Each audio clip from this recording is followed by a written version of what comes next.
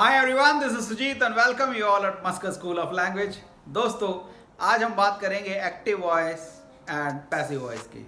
Active voice and passive voice के क्या rule हैं, एक्टिव वॉइस से पैसिव वॉइस में सेंटेंस को कैसे बदला जाता है, इस वीडियो में हम जानेंगे। Active voice and passive voice को शुरू करने से पहले मैं आपको एक बात बता दूं कि ये रूल वर्ल्ड वाइड हर एग्जाम पर लागू होते हैं। अभी तक हमने पढ़ा है कि सबसे पहले किसी सेंटेंस को बनाने के लिए सब्जेक्ट आता है, फिर उसके बाद वर्ब आती है और उसके बाद ऑब्जेक्ट आता है। एक्टिव वॉइस में यही रूल लागू होता है, लेकिन जब हम पैसिव वॉइस की बात करते हैं तो उसमें सबसे पहले ऑब्जेक्ट आता है, फिर वर्ब आती है, फिर सब्जेक्ट आता है। एक एग्जांपल से समझते हैं, वह घर जाता है। ये एक्टिव वॉइस है क्योंकि ये सिंपल सेंटेंस है। अब इसको हम पैसिव वॉइस में बोलते हैं तो घर मेरे द्वारा जाया जाता है, ये इसका पैसिव वॉइस हो गया। लेकिन यहाँ आपको कंफ्यूज नहीं होना है कि पैसिव वॉइस और एक्टिव वॉइस में मीनिंग अलग होता है। दोनों ही सेंटेंस का मीनिंग सेम होता है और दोनों ही सेंटेंसेस को बनाने के लिए आपको कुछ रूल की जरूरत पड़ती है। एक और एग्जांपल से समझते हैं, सीता खाना बनाती है या खाना सीता के द्वारा बनाया जाता है। इन दोनों ही सेंटेंसेस का मतलब सेम है। तो active voice to passive voice या passive voice to active voice में सेंटेंसेस का मीनिंग सेम ही रहता है, सिर्फ उसको बनाने के रूल अलग अलग हैं। अब हम आगे जानते हैं कि कैसे एक्टिव वॉइस से पैसिव वॉइस में हम सेंटेंसेस को बनाते हैं। Active voice and passive voice के रूल को समझने से पहले मैं आपको 4 कॉमन रूल बताता हूँ और ये 4 कॉमन रूल सभी सेंटेंसेस में लागू होते हैं। अगर आपके सामने कभी भी एक्टिव वॉइस से पैसिव वॉइस में चेंज करने के लिए सेंटेंस आता है तो आप इन 4 रूल का हमेशा ध्यान रखें। ये 4 रूल हैं। सबसे पहले आप वर्ब को चेक करेंगे और वर्ब की थर्ड फॉर्म पैसिव वॉइस बनाने के लिए लगाएंगे। नंबर 2, आप हेल्पिंग वर्ब चेक करेंगे और पैसिव वॉइस के अकॉर्डिंग हेल्पिंग वर्ब लगाएंगे।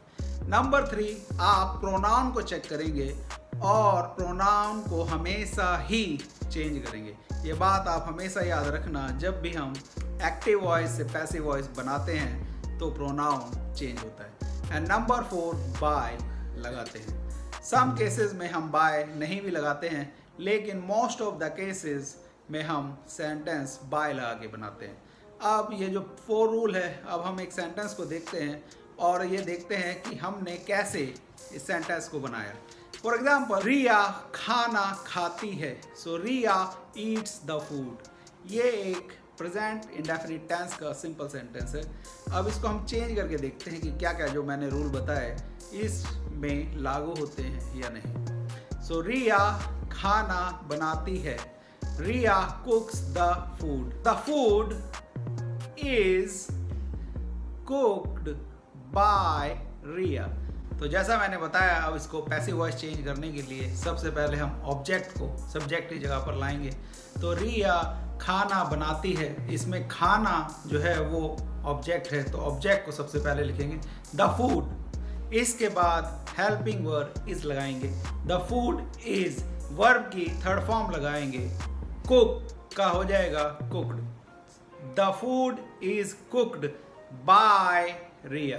तो आपने देखा, मैंने वर्ब को चेंज किया, बाय लगाया और इसके बाद सेंटेंस को पैसिव वॉइस में चेंज कर दिया। अब हम एक सेंटेंस और देखते हैं, इसमें प्रोनाउन भी शामिल है। हम बोलते हैं रिया की जगह हम शी लिखते हैं, तो अब सेंटेंस हो जाएगा शी कुक्स द फूड। वह खाना बनाती है। तो जैसा कि मैंने 4 रूल बताया, सबसे पहले ऑब्जेक्ट, तो इसमें फूड आ गया, the food.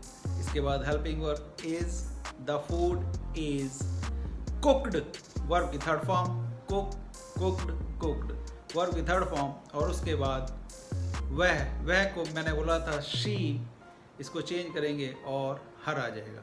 The food is cooked bye हर, तो इसमें शी का हर हो गया। अब हम ये जानने की कोशिश करते हैं कि प्रोनाउन कैसे चेंज होता है। जब भी हम एक्टिव वॉइस से पैसिव वॉइस को चेंज करते हैं तो प्रोनाउन चेंज होता है, और ये प्रोनाउन आई का मी हो जाता है, शी का हर हो जाता है, ही का हिम हो जाता है, इट का इट होता है, यू का यू होता है, वी का अस होता है और दे का दैम हो जाता है। तो जब भी आप एक्टिव वॉइस से पैसिव वॉइस बनाएं तो ये रूल के अकॉर्डिंग आप प्रोनाउन को चेंज करें, तभी आपका सेंटेंस सही होगा।